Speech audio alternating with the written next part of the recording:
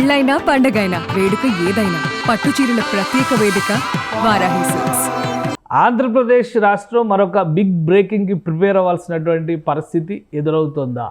Megastar family ఒక అరుదైన రికార్డును సొంతం చేసుకోబోతుందా? ఈ ప్రశ్నలకు సమాధానం అతి త్వరలోనే లభించబోతుంది. రాజ్యసభలోకి మెగా ఫ్యామిలీ నుంచి ఎవరు అడుగు పెట్టబోతున్నారు అనేటువంటి ప్రశ్నకి సమాధానం దొరకబోతున్నట్టుగా ఒక సమాచారం ఢిల్లీ సర్కిల్స్లో చక్కర్లు కొడుతుంది. అదేంటి? గత కొంతకాలంగా అంచనాలు వేశారు, నాగబాబు మెగా ఫ్యామిలీ నుంచి రాజ్యసభలో అడుగు పెట్టబోతున్నారని. కానీ అనూహ్యంగా ఆయన రాష్ట్ర క్యాబినెట్లోకి అడుగు పెడతారనేటువంటి క్లారిటీ అఫీషియల్ నోట్ ద్వారానే కూటమి నాయకత్వం ఇచ్చేసింది. ఈ నేపథ్యంలో ఇప్పుడు మెగాస్టార్ చిరంజీవి రాజ్యసభలోకి అడుగు పెట్టేటువంటి అరుదైనటువంటి అవకాశాన్ని దక్కించుకోబోతున్నట్టుగా ఒక సమాచారం ఢిల్లీ సర్కిల్స్లో విపరీతంగా వైరల్ అవుతుంది. దీనికి కారణం ఏంటి? ఒకసారి విశ్లేషించేటువంటి ప్రయత్నం చేద్దాం. చిరంజీవి గతంలో కూడా రాజ్యసభ మెంబర్గా ఆయన పనిచేశారు. నిజానికి రాష్ట్ర విభజన సందర్భంలో ఆయన కేంద్ర మంత్రిగా ఉన్నారు. టూరిజం శాఖని ఇండిపెండెంట్ ఛార్జ్తో ఆయన చూసినటువంటి పరిస్థితి. ఆ తర్వాత జరిగినటువంటి పరిణామాలతో రాజకీయాలకు దూరంగా పూర్తిగా సినీ రంగంలోనే తన జీవితాన్ని కొనసాగించాలనేటువంటి నిర్ణయానికి ఆయన వచ్చారు. ఈ నేపథ్యంలో ఇక పవన్ కళ్యాణ్ జనసేన పార్టీ అధినేతగా రాజకీయాల్లో చక్రం తిప్పేటువంటి శకానికి నాంది పలికింది 2024. ఇప్పుడు ఆంధ్రప్రదేశ్ అసెంబ్లీలో మెంబర్గానే కాకుండా రాష్ట్రానికి ఉప ముఖ్యమంత్రిగా రిప్రజెంట్ చేస్తున్నారు పవన్ కళ్యాణ్. మరోవైపు అదే రాష్ట్రంలో శాసన మండలి నుంచి రిప్రజెంట్ చేసేటువంటి అవకాశం నాగబాబుకు వచ్చింది. 3 సభల్లో కూడా ఒకే ఫ్యామిలీ నుంచి రిప్రజెంటేషన్ ఇచ్చినటువంటి ఫ్యామిలీగా మెగా ఫ్యామిలీ ఒక అరుదైన రికార్డును సొంతం చేసుకుంది. అయితే ఇప్పుడు మరొక అడుగు ముందుకు వేసి చిరంజీవి రాజ్యసభలోకి అడుగు పెట్టబోతున్నారు. దీనికి ఉన్నటువంటి బలమైన కారణం ఏంటి? ఒకసారి విశ్లేషించేటువంటి ప్రయత్నం చేద్దాం. మొత్తం రాజ్యసభలో ప్రస్తుతం 8 స్థానాలు ఖాళీలు ఉన్నాయి. ఈ 8 స్థానాల్లో భర్తీ చేసేటువంటి క్రమంలో ఎన్డీఏ కూటమి పెద్దలు కీలకమైనటువంటి ఆలోచనలు చేస్తున్నట్టుగా ఒక సమాచారం అందుతుంది. ఒకసారి వివరాలు చూద్దాం. ప్రస్తుతం ఉన్నటువంటి రాజ్యసభలో బలాబలాల పరంగా చూస్తే కనుక 95 స్థానాల్లో బీజేపీ అతిపెద్ద పార్టీగా ఉంది. ఇక కాంగ్రెస్ పార్టీ కేవలం 27 స్థానాలకు మాత్రమే పరిమితమైంది. ఇక పదే రాజ్యసభ నంబర్ వచ్చిన ప్రతిసారి కూడా ఒక చర్చ జరుగుతూ ఉంటుంది. ఆ చర్చ ఏంటంటే రాజ్యసభలో ఎన్డీఏ కూటమికి బలం లేదు అనేటువంటి వాదన వినిపిస్తుంది. కానీ వాస్తవానికి ఇప్పుడున్నటువంటి ఈక్వేషన్స్ ప్రకారం చూస్తే కనుక రాజ్యసభలో 125 స్థానాల్లో ఎన్డీఏ కూటమి 125 స్థానాలను దక్కించుకుని ఆధిపత్యంలో ఉన్నటువంటి పరిస్థితి ఎన్డీఏ కూటమికి ఉంది. ప్రస్తుతం ఏర్పడినటువంటి 8 ఖాళీల పరంగా చూస్తే కనుక 4 స్థానాలు జమ్మూ కాశ్మీర్ నుంచి రిప్రజెంటేషన్ ఇవ్వాలి. జమ్మూ కాశ్మీర్ నుంచి పెండింగ్లో ఉన్నటువంటి స్థానాలు.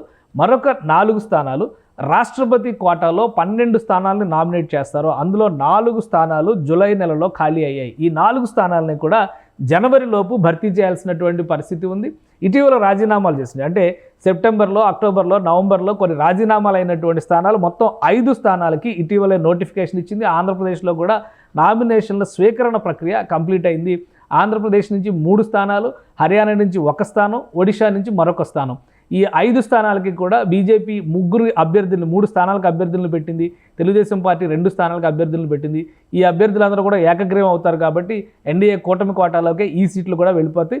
ఇప్పుడు రాష్ట్రపతి కోటాలో ఉన్నటువంటి సీట్లపైన బీజేపీ అధిష్టానం ఫోకస్ పెట్టినట్టుగా సమాచారం ఉంది. ఇందులో భాగంగా 2 తెలుగు రాష్ట్రాల్లో కూడా ఇమేజ్ కలిగినటువంటి వ్యక్తిగా, అలానే పరపతి కలిగినటువంటి కథానాయకుడిగా రాజకీయాలకు దూరంగా ఉండాలని భావిస్తున్నటువంటి తరుణంలో సమాజ సేవ విషయంలో కూడా దాదాపు 25-30 సంవత్సరాలుగా చిరంజీవి గారు చేస్తున్నటువంటి సర్వీసెస్ అందరికీ తెలిసినవే. ఈ నేపథ్యంలోనే ఇటీవల పద్మ విభూషణ్ పురస్కారంతో చిరంజీవిని సత్కరించారు. ఇదే అంశానికి సంబంధించి సుమన్ టీవీ గతంలో కూడా పద్మ విభూషణ్ చిరంజీవి గారికి రాబోతుంది అనేటువంటి ఒక వార్తని ఢిల్లీ సర్కిల్స్లో ఉన్నటువంటి చర్చని ప్రేక్షకుల ముందరకు తీసుకొచ్చింది. అప్పట్లో ఇది నిజం కాకపోవచ్చు అనేటువంటి అభిప్రాయం వచ్చింది. కానీ ఫైనల్గా అదే నిజమని రుజువైంది. చిరంజీవి గారు పద్మ విభూషణ్ అందుకున్నారు. ఇప్పుడు అదే తరహాలో రాజ్యసభకి కూడా చిరంజీవి గారు ప్రిపేర్ అవ్వాల్సినటువంటి పరిస్థితి కనిపిస్తుందా? ఎందుకంటే ఢిల్లీ పెద్దలు తలుచుకుంటే కాదనేటువంటి పరిస్థితి ఉండదు అనేటువంటి సంకేతాలు చాలా స్పష్టంగా ఉన్నాయి. దేశవ్యాప్తంగా కూడా అందరికీ తెలిసినటువంటి వ్యక్తిగా, అలానే చిరంజీవి గారికి రాజకీయాలతో సంబంధం లేని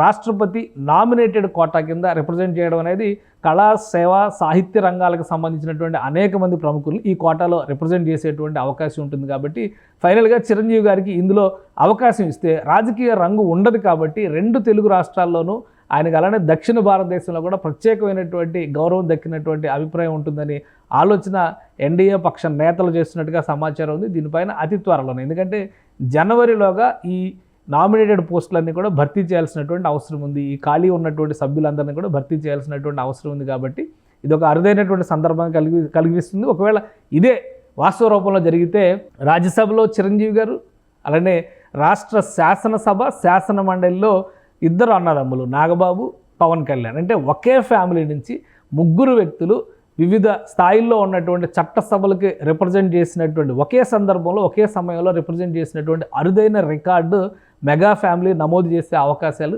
స్పష్టంగా కనిపిస్తున్నాయి. ఒకవేళ ఎన్డీఏ అధిష్టానం కోరితే చిరంజీవి గారు కాదనేటువంటి పరిస్థితి లేదు అనే సంకేతాలు స్పష్టంగా ఉన్నాయి. ఎన్డీఏ ఎవరిని ఫైనల్ చేస్తుంది? దీనికి ఒక ఉదాహరణ కూడా మనం చూడొచ్చు. ఎందుకంటే ఇటీవల రాజ్యసభకి రాజీనామా చేసినటువంటి బీసీ ఉద్యమ నేత ఆర్ కృష్ణయ్యని ఎవరు కూడా ఊహించలేదు. కానీ బీజేపీ నాయకత్వం సెలెక్ట్ చేసి ఆంధ్రప్రదేశ్ నుంచి మరొకసారి ఆయననే రాజ్యసభకి పంపింది. ఎందుకంటే వైఎస్ఆర్సీపీ నుంచి గతంలో రిప్రజెంట్ చేశారు. అంతకుముందు తెలుగుదేశం పార్టీలో ఆయన ఎమ్మెల్యేగా గెలిచినటువంటి వ్యక్తి. కాబట్టి ఇక ఆయన అవకాశాలు సన్నగిలినట్లయినా అందరూ భావించారు. రాజ్యసభకి వెళ్లకుండానే ఉంటారని అనుకున్నారు. కానీ అనూహ్యంగా ఎన్డీఏ అధిష్టానం మాత్రం ఒక కీలకమైన నిర్ణయం తీసుకుని బీసీ ఉద్యమకారుడిగా ఆయనకు ఒక స్పెషల్ ప్రొజెక్షన్ ఇచ్చింది రాజ్యసభకి నామినేట్ చేయడం ద్వారా.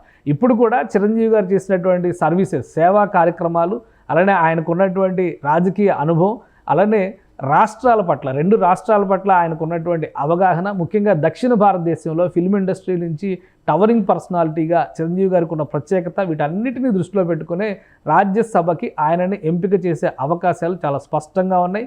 ఫైనల్ లిస్టులో కనుక ఈ పేరు పరిశీలనలో ఉంటే చిరంజీవి గారు ఖచ్చితంగా ఆమోదించడానికి అవకాశం కూడా ఉంది. ఒకవేళ అదే జరిగితే ఒకే ఫ్యామిలీ నుంచి ముగ్గురు అన్నదమ్ములు 3 చట్టసభలకు రిప్రజెంట్ చేసినటువంటి ఒక అరుదైన రికార్డు దేశంలోనే ఈ అన్నదమ్ములు నెలకొల్పేటువంటి ఛాన్సెస్ స్పష్టంగా కనిపిస్తున్నాయి. సుమన్ టీవీలో మీ పర్సనల్ అండ్ బిజినెస్ ప్రమోషన్స్ కోసం కింది నెంబర్కి కాంటాక్ట్ చేయండి.